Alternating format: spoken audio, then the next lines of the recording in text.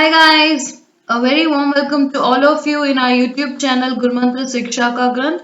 I'm your educator Saranya and today we are going to learn about a very important technique and a very important topic that is monoclonal antibody. Okay, so let's understand about some of the basic terms before we go into the details. Okay, so what is an antibody?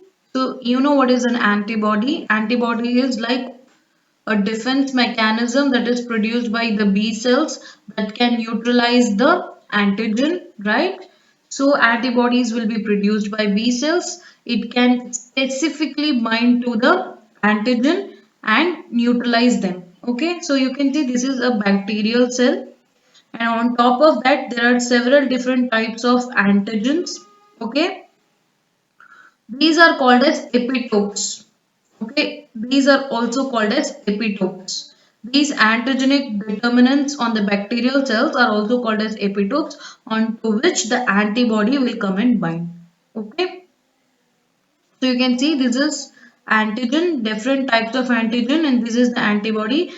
And this is basically the antigen binding region, Fab region, antigen binding region, hypervariable region where antigen will bind to the antibody. Okay, we have studied about all of these in the antibody, but just a revision for you guys.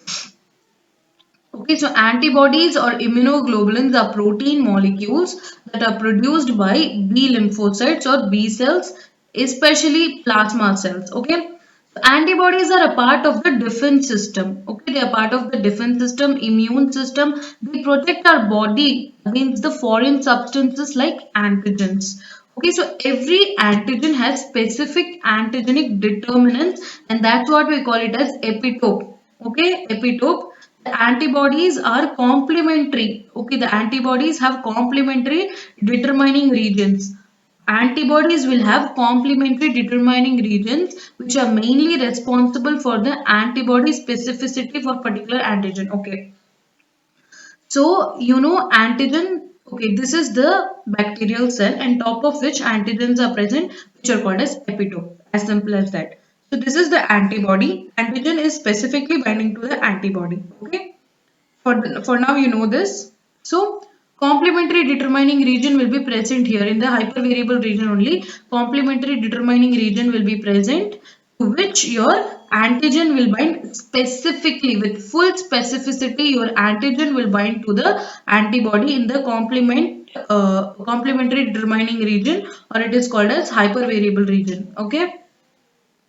So in response to an antigen, B lymphocytes will produce different antibodies. Okay, in response to a particular type of antigen or a particular type of epitope, B cells will be activated and it will produce antibodies. Okay, so these types of antibodies which can react with the same antigens are designated as polyclonal antibodies. So we need to understand the term called as polyclonal antibodies. Okay. So we will understand it now. Okay. Okay. So this is an antigen or a bacteria. Okay, this is a bacteria. To this bacteria on the surface, as we saw in this diagram, there are so many different kind of antigens. You can see one is in the cone shape, one is spear, one is cube shaped. So different types of antigens. So again, this particular bacteria, if in specific to these antigens, antibodies are produced. Since this is cone shaped, a different antibody will be produced for this. This is a cube shaped, a different antibody will be produced. And this is a spear shaped, and for this also a specific antibody which is different will be produced. So against one bacteria, different antibodies are produced. Okay, against one bacteria, against one antigen, different antibodies are produced, and that is called as polyclonal antibodies. Okay, I hope you understood the meaning of what is polyclonal antibodies. In response to one particular antigen, if so many different kind of antibodies are produced, okay, that is in respect to the epitopes. Epitopes are different. Antigen is same, but epitopes are different, and with respect to those epitopes, your antibody is produced. So which will be different antibodies. That is called as polyclonal antibody. And what is monoclonal antibody? Monoclonal antibody is like one antigen for which specifically one antibody is produced. That is monoclonal antibody. Okay. So if you require a large quantity of identical antibodies that will bind to one specific epitope.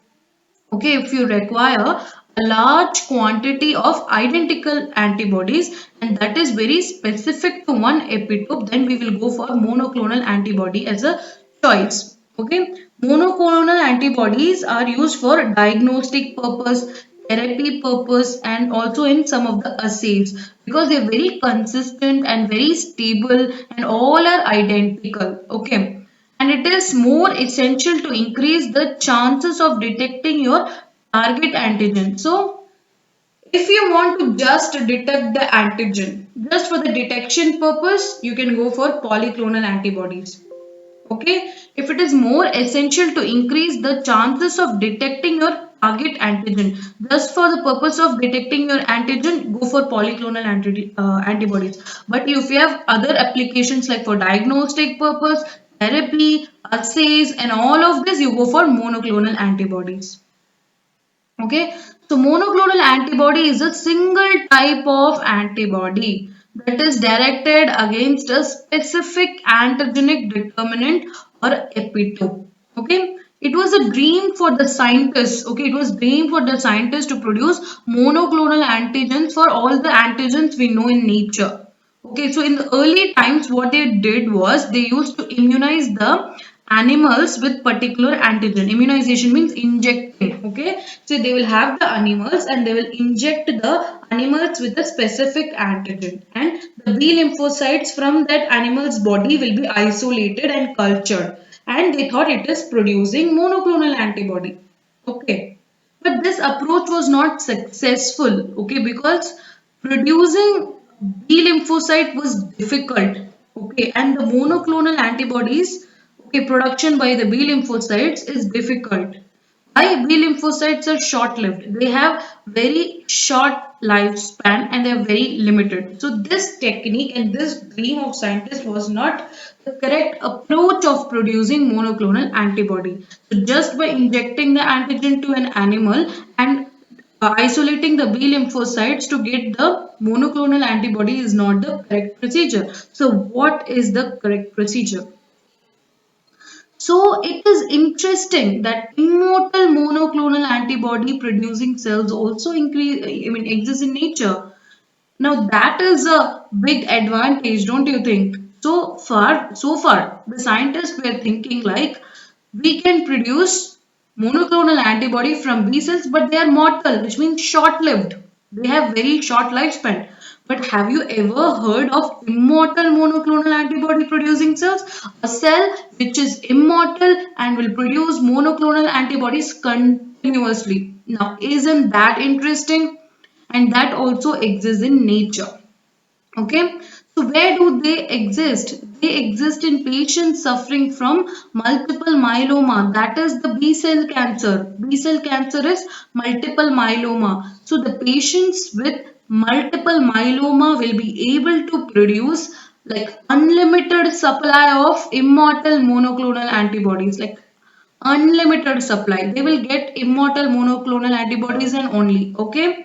So it was in 1975, George Kohler and Caesar Milestone, they got Nobel Prize actually because they achieved large scale production of monoclonal antibodies with hybridoma technology. So they were the people who got hybridoma technology to life. Okay.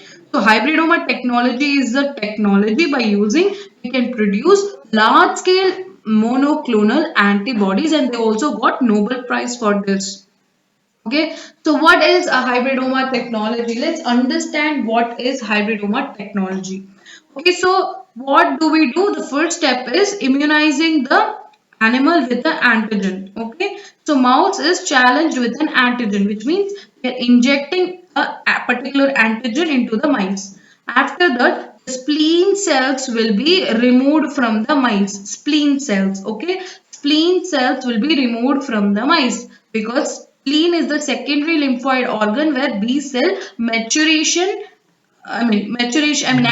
take place. Maturation, development, activation take place. Okay, B cell maturation.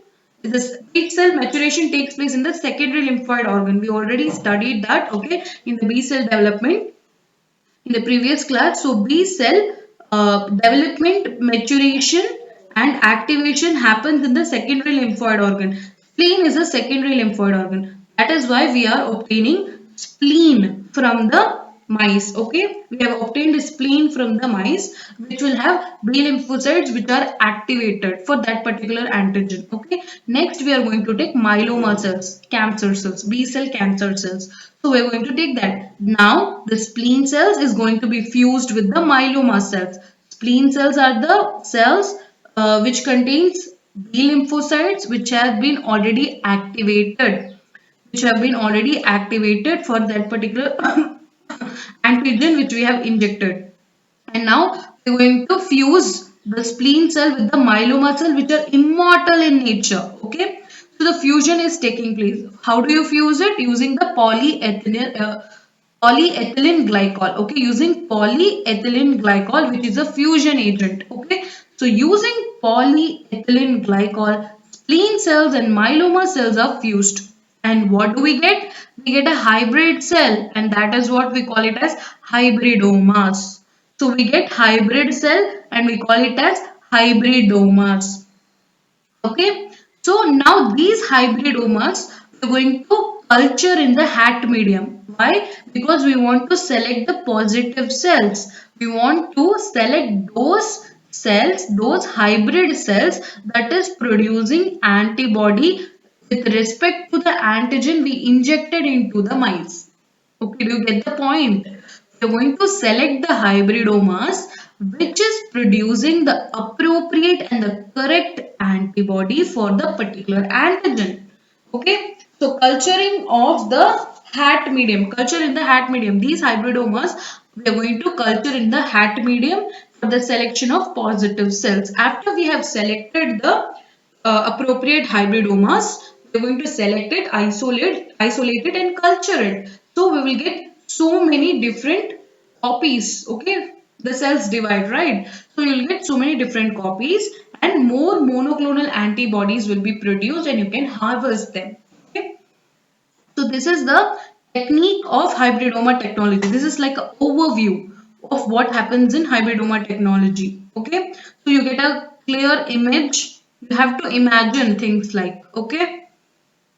So the first step is immunization. Now you are going to study the hybridoma technology in detail. I gave you an overview, like overview of what happens in hybridoma technology. But now we are going to study step by step in detail about the hybridoma technology. Okay. The first step is immunization. The first step is immunization. The very first step in hybridoma technology is to immunize an animal. Immunization means you're going to inject a particular antigen into the animal.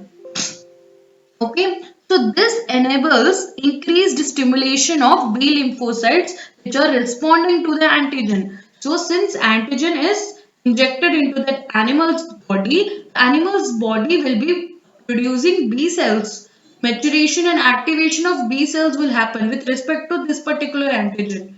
So when the serum concentration of the antibodies is optimal, which means the B cell will be activated because it is stimulated with the antigen. Now what this B cell will do? It will produce antibodies. Antibodies that are very specific to the antigen you injected into the animal. Okay. So antibodies will be produced. When the serum concentration of the antibody is optimal, or that is what we call it as antibody titer. When the antibody titer is optimal, the animal will be sacrificed, which means the animal will be killed. The spleen will be removed aseptically, okay? And the spleen will be disrupted using mechanical or enzymatic methods so that B lymphocytes can be released from the spleen. Okay, B lymphocytes has to be released from the spleen. So this is step 1. Second step is cell fusion. Second step is cell fusion. Okay, so the lymphocytes are mixed with HGPRT defective myeloma cells. Alright. So what does this sentence mean? This sentence means that the B lymphocytes which we have obtained are HGPRT positive. They have the enzyme HGPRT. Okay, for now you just know this. Now we are going to take this B lymphocytes and fuse it with the myeloma cells. And what is myeloma cells? It is B cell cancer cell. Okay, so the lymphocytes are fused with myeloma cells using polyethylene glycol, which is the fusion agent, and this is done for a short period of time because polyethylene glycol or PEG is toxic. It is toxic. Okay. So after some time, the polyethylene glycol will be removed from the culture by washing. Washing will be done and fresh medium will be added to the cells. Now these cells are composed of a mixture of hybridomas. Okay, fused cells will be there. Fusion has taken place and it have a mixture of hybridoma cells. Okay, fused cell. It might also have free myeloma cells and free lymphocytes, which means unfused cells will also be present. You will have fused hybridoma cells, hybrid cells, fused myeloma cells. Two myeloma could have been fused, two B lymphocyte could have been fused, and there can be unfused cells also. Okay, from this mixture, from the mixture of so many fused and unfused cells, we want to only separate hybridoma. Okay, hybrid cells we want to separate. So third step is selection of hybridomas using HAT medium. What is HAT? Note it down guys, very important point. HAT means hypoxanthine aminopterin thymidine. Okay, hypoxanthine aminopterin thymidine. So these three are the components of your HAT medium. Okay. So just before multiplication of antibody, it has to synthesize new copy of DNA, right? Before the multiplication of any cell, before the duplication of any cell, the cell has to synthesize a new copy of DNA, right? And for which nucleotides are very important. Yes, for synthesis of DNA, nucleotides are important. And how do our body synthesize nucleotides? By two major pathways. One is de novo synthesis, the other pathway is salvage. Okay, de novo synthesis pathway and the other pathway is salvage pathway. Okay. Alright, so salvage pathway requires already existing nucleotides for the production of new DNA. So salvage pathway does not need like small molecules. If already nucleotides are present, it will start DNA production. But in de novo synthesis, DNA will be synthesized from from the starting material, from the small molecules. Okay, so it needs all the new small molecules for the synthesis of DNA, but salvage pathway doesn't need that. It can synthesize the DNA from already existing nucleotides also. Okay, but in the HAT medium, cell do not synthesize DNA by de novo synthesis. Okay, in the HAT medium, cells do not synthesize DNA by de novo synthesis. Why? Because of aminopterin. Aminopterin will inhibit the de novo synthesis. Okay.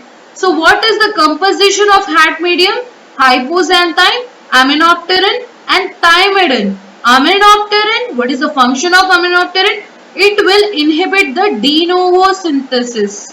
It will inhibit the de novo synthesis of DNA. Okay. So you can see here, for the synthesis of nucleotides using de novo synthesis, the precursors are dihydrofolate, tetrahydrofolate. Okay.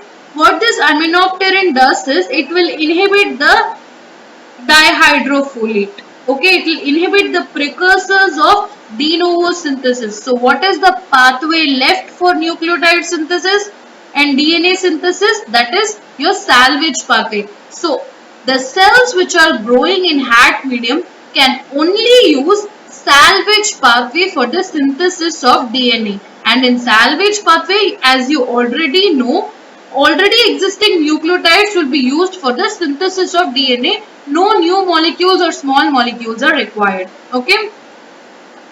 So in salvage pathway, you need HGPRT enzyme.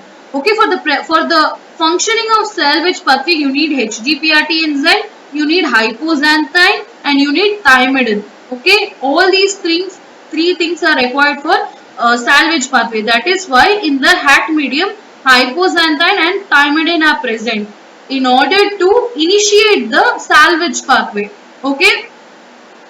Okay, so now the spleen cells will have HGPRT enzyme, but the myeloma cell does not have the HGPRT enzyme. So what does this mean? If the spleen cell and myeloma cell has fused, the fused or the hybrid cell, okay, the hybrid cell of the spleen and the myeloma cells will have HGPRT enzyme from the spleen. Also, another property of the hybridoma cell is that it is long-lived, it is immortal. The property of myeloma cell is to be immortal, and that is being passed on to the hybridoma from myeloma cell. Similarly, spleen cell has HGPRT enzyme, plus it can produce B lymphocytes, okay, for that particular antigen. Okay, spleen cells will have B lymphocytes for that particular antigen, so it will be able to produce monoclonal antibodies.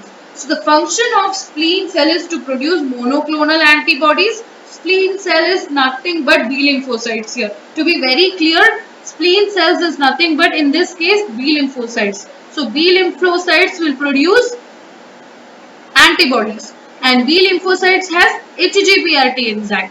Very good. Myeloma cell does not have HGPRT enzyme, but myeloma cells is immortal in nature. So that kind of quality we want in our monoclonal antibody, which the scientists have been failing since then. So this is the new technology which also got a Nobel Prize for the long life, immortality, which has been given to the monoclonal antibody producing cell. So when you fuse the spleen cell and myeloma cell, what are the products do you get? Do you get only hybridoma cell or do you get any other kind of cell? Let's see. So you will get fused plasma cell, which means two B lymphocytes or two plasma cells will be fused. HGPRT, yes, it does have it. Next is fused myeloma cells. Two myeloma cells will fuse with each other. Does it have HGPRT? No, it's absent. Next is hybridoma cell. Hybridoma cell means plasma cell plus myeloma cell. HGPRT enzyme, yes, present. Unfused plasma cell will be there, but they are short-lived, so they'll die. Okay. Unfused myeloma cells is there. Okay. They are long-lived, but they do not have HGPRT enzyme, so they will also die. Okay. Fused plasma cell will also die because they are short-lived, but they have HGPRT, but they are short-lived. Fused myeloma cells cannot survive, though they are immortal, because they do not have HGPRT enzyme. So the only one cell which can survive in the HAT medium is your hybridoma cell. Only hybridoma cell will be able to survive in the HAT medium. Why? Because it has HGPRT enzyme, it can produce monoclonal antibody, also it is immortal in nature. Okay. So the next step is screening the products. Okay, the hybridomas must be screened for the secretion of antibodies which has specificity to our antigen. And for this technique, for this screening method, ELISA will be used. So ELISA is nothing but enzyme linked immunosorbent assay. So this ELISA technique is used for selection of specific antibodies. Okay, selection of specific antibodies. Okay, the antibody which is synthesized with this hybridoma, the antibody that is being synthesized by this hybridoma will bind specifically to the antigen. Okay, it will bind to the antigen. Okay, and if it is binding to the antigen, then correct, that is what is our monoclonal antibody. We can find that out easily using the ELISA test. And after we have found out which is our hybridoma cell, we are going to use that for large scale production. We are going to use that for large scale production of monoclonal antibodies. Okay, so that is all about your monoclonal antibodies. Very, very interesting topic. Okay, so I hope you guys understood the topic well. In the comment section, you can tell me about your experience about this class. And if you are a CSIR Net aspirant and are interested in joining an academy platform for the detailed paid classes, CSIR UGC Net subscription, you can do that and follow Neha Taneja ma'am. And you will get 10% off if you use the referral code NEHA. So like, share and subscribe to our YouTube channel Gurmantra Siksha Kagran. If you have any queries, you can ask us anytime you